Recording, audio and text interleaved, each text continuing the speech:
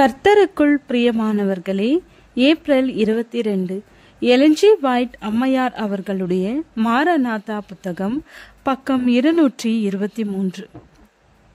இன்றைய தியானத்திற்காக தெரிந்து கொள்ளப்பட்ட தலைப்பானது சுயத்தை மறத்தல் என்பது சிறந்த பண்பு. வசனம் கலாத்தியர் 2வது அதிகாரம் 20வது வசனம். கிறிஸ்துவுடனே கூட சிலுவையில் அறையப்பட்டேன், ஆயினும் பிழைத்திருக்கிறேன். இனி நான் அல்ல, கிறிஸ்துவே எனக்குள் பிழைத்திருக்கிறார். நான் இப்பொழுது மாம்சத்தில் பிழைத்திருக்கிறதோ என்னில் அன்பு கூர்ந்து எனக்காக தம்மை தாமே ஒப்பு கொடுத்த தேவனுடைய குமாரனை பற்றும் விசுவாசத்தினாலே பிழைத்திருக்கிறேன். விசுவாசத்தினாலே பவுல் அப்போஸ்தலன் கிறிஸ்துவின் கிருபையை தம்முடையதாக்கி கொண்டார். இந்த கிருபை அவரது ஆத்துமாவின் அத்தியாவசிய தேவைகளையெல்லாம் வழங்கியது. அந்த பரலோக ஈவை அவர் விசுவாசத்தினாலே பெற்று கொண்டார். வெளிச்சத்திற்காக ஏங்கிக் கொண்டிருக்கும் ஆத்துமாக்களுக்கு அதை பங்காக கொடுத்தார். இதுவே நமக்கு தேவையான அனுபவமாகும். இந்த விசுவாசத்திற்காக ஜெபியுங்கள், அதற்காக முயற்சி செய்யுங்கள். அதை தேவன் உங்களுக்கு கொடுப்பார் என்று நம்புங்கள். இந்த நம்முடைய உலகத்திலே ஒரு மாபெரும் ஊழியம் நடைபெற வேண்டியது இருக்கிறது. இது கனவுலகம் அல்ல. நமக்கு முன்பாக ஜீவனுள்ள உயிர் தோற்றங்கள் இருக்கின்றன. எங்கனும் சாத்தானுடைய வல்லமையின் வெளிப்படுத்துதல்கள் காணப்படுகின்றன. நம்மை பழைய நிலைக்கு கொண்டு வந்து உயர்த்துவதற்காக உழைக்கின்ற அவரோடு நாம் இணைந்து வேலை செய்வோம்.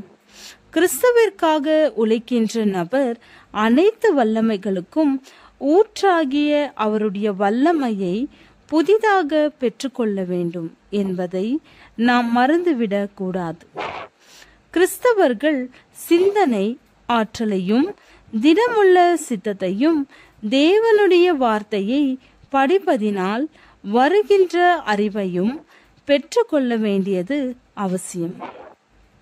அவர்களுடைய உள்ளங்களை அற்பமான காரியங்களால் நிரப்புவது கூடாது.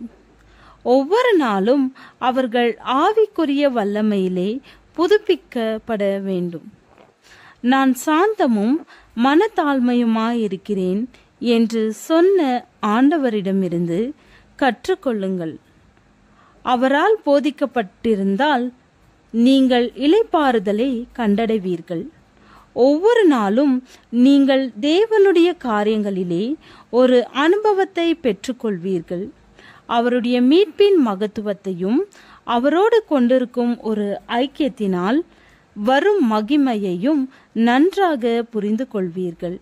கிறிஸ்துவை போன்று எப்படி வாழ்வது என்பதை தொடர்ந்து நன்றாக கற்றுக்கொள்வீர்கள். தொடர்ந்து நீங்கள் அதிகமாக மீட்பரை போன்று வளருவீர்கள்.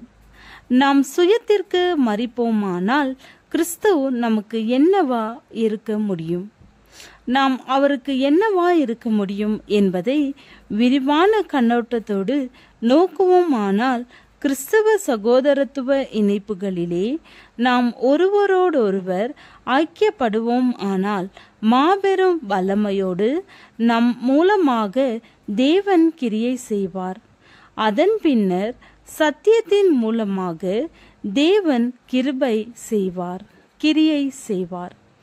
அதன் பின்னர் சத்தியத்தின் மூலமாக நாம் பரிசுத்தமாக்கப்படுவோம். தேவனாலே நிச்சயமாக நாம் தேர்ந்தெடுக்கப்படுவோம். அவருடைய ஆவியினாலே நாம் கட்டுப்படுத்தப்படுவோம்.